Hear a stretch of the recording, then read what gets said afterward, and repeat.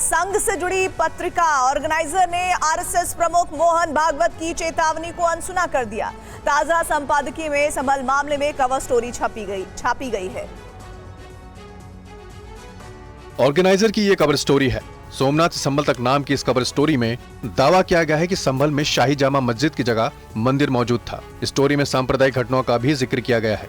तर्क दिया गया है कि आक्रमण किए गए या गिराए गए धार्मिक स्थलों के मामले में सत्य की खोज की जानी चाहिए। धार्मिक कटुता और असामंजस्य को खत्म करने के लिए एक समान दृष्टिकोण की आवश्यकता है। 19 दिसंबर को पुणे में आयोजित हिंदू सेवा महोत्सव के दौरान मोहन भागवत ने एक समावेशी समाज की वकालत की थी। उन्होंने क्या कहा था, सुनिए।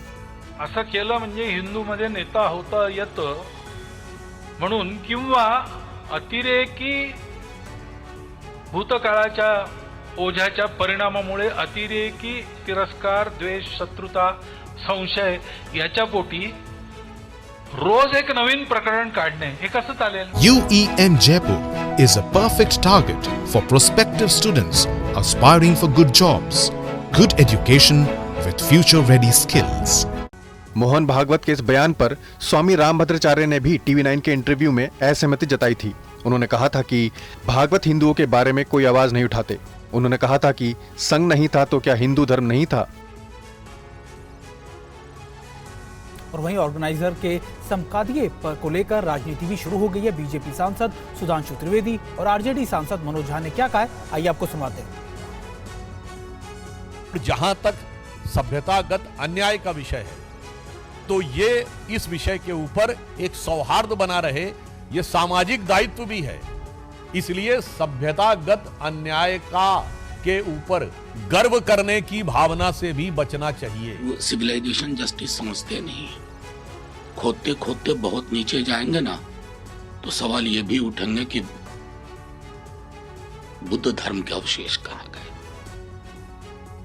श्रावस्ती क्या हो गई, कौशाम्बी में क्या क्या था।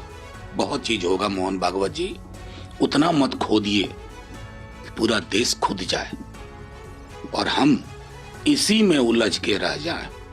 वैसे आप सांस्कृतिक संगठन के व्यक्ति हैं, सर्वे सर्वा हैं, सरकार भी आपकी है, तो ये बयान मिसलीडिंग ये सब देना भी बंद करिए।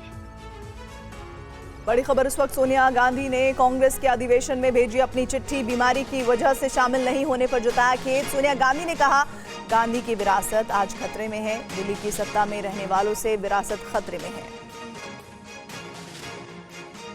कुमार विक्रांत हमारे साथ, हमारे सहयोगी जुड़ रहे हैं। सोनिया गांधी ने जो खत लिखा है इसमें एक बात साफ कुमार विक्रांत वो कह रही हैं कि दिल्ली की सत्ता यानी केंद्रीय सरकार पर निशाना साधते हुए उन्होंने अपनी इस चिट्ठी में वहां अधिवेशन में नहीं पहुंचने का जिक्र किया है।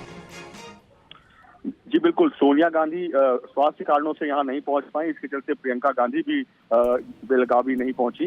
लेकिन सोनिया गांधी जो खत लिखा है उसमें उन्होंने साफ तौर पर कहा है कि मौजूदा सरकार में महात्मा गांधी की विरासत को खतरा है। ये संगठन कभी आजादी के लिए नहीं लड़े बल्कि महात्मा गांधी का पुरजोर विरोध किया।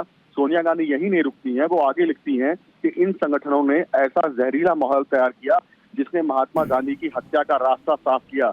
ये लोग महात्मा गांधी के हत्यारों को महिमा मंडित करते हैं। तो सोनिया गांधी ने एक बार फिर तीखा हमला बोला है, आप कह सकते हैं केंद्र सरकार पर या बीजेपी और आरएसएस पर सोनिया गांधी का हमला है। और इसके पहले मल्लिकार्जुन खड़गे ने भाषण दिया, उसमें अंबेडकर का मसला हो या अमित शाह के जो कथित अपमान का मामला है, अमित शाह पर कांग्रेस पार्टी आरोप लगाती आई है, वो मामला हो या चुनावी पारदर्शिता का जो मामला है, इन दोनों मामलों को बढ़ चढ़ के मल्लिकार्जुन खड़गे ने अपने भाषण में उठाया है। तो कुल मिलाकर कांग्रेस पार्टी के आगे का रुख क्या होगा ये इन भाषणों से समझ में आ रहा है। कुमार विक्रांत, शुक्रिया इस जानकारी के लिए आपका।